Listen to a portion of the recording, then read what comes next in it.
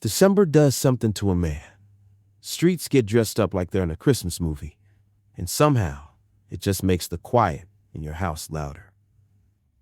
My mama used to say, "Baby, holidays don't fix lonely. They just put lights on it." After she passed, I kept walking the same main street, same wreaths, same lights, same house waiting on me at the end of the day. Too many rooms, too many memories, and just one plate on the table. I told myself I was fine. Go to work, come home, keep the bills paid. Grief turns into routine if you let it. You stop asking what else life might be holding for you, and you definitely stop expecting anybody to knock on your door. That night at the grocery store, I was just trying to get in and out. Milk, chicken, green beans. Act like I didn't see the man at the far edge of the parking lot. Cardboard sign in his hands. Shoulders tight from the cold. Will work for room and board. You see people like him around Atlanta all the time. Out here, folks pretend they don't. I told myself it wasn't my business. Some problems are too big for one lonely man with an empty spare room. I loaded my groceries like he was just another car length away from my conscience.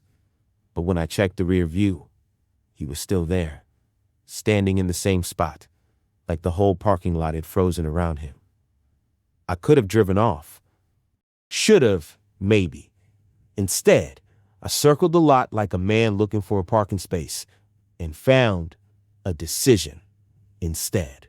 When I rolled the window down, his eyes met mine, wary, but not broken. I heard my own voice before I could talk myself out of it. "I got a house.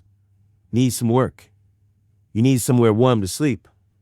He studied me like he was measuring the cost of saying yes. Shoulders squared, chin up, sign still in his hands. "I don't do anything weird. Just work." "Just work," I said. "And a hot shower. That's it."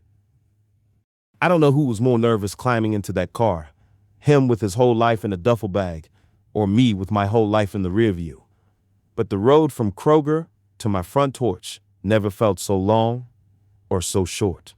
Bringing a stranger home is one thing. Watching him step over your mama's welcome mat is another. Every box still stacked by the door, every picture on the wall, it all felt like evidence that I had been standing still since the funeral. I showed him the guest room that had been a storage unit for my grief. Fresh sheets, clean towel, space he could call his for a while. He ran a hand over the blanket like he didn't trust it to be real. That first night, the house stayed quiet, but it didn't feel empty. I could hear the pipes when he turned on the shower, hear his footsteps moving slow down the hall. For the first time in a long time, I wasn't the only heartbeat in the house. Morning came early, frost on the grass, breath in the air, him out on the porch, sweeping like it was already his job. I opened the door with 2 coffees, and he looked up, surprised, like maybe he wasn't used to being served anything but instructions. Turns out, when you offer room and board, there's always more room than you planned, and a lot more board. Gutters full of leaves, mildew on the siding. A whole life I'd been too tired to keep up with on my own. Rashad climbed ladders, scrubbed walls, made the place look like somebody still cared about it. And somewhere in the middle of all that work, I realized I cared again too. We went hunting for Christmas on a dollar store budget. Plastic angels, cricket garland, ornaments that looked like they'd been on clearance since '98.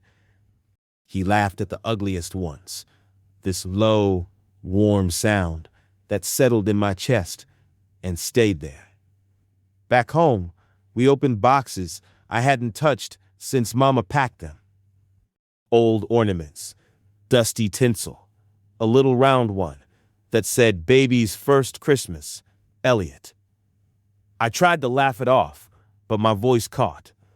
Rashad just smiled, soft and sure, like he could see the little boy I used to be, By the time the sun went down, we had lights strung across the porch, bulbs still dark, both of us balanced on a ladder and a prayer. Two men who didn't know what to call whatever was happening between us, except not alone. When the last hook caught and we stepped back, the house looked different. Not perfect, not fixed, just ready. I thought I was making room for December. 1 month, one man, one extra plate at the table.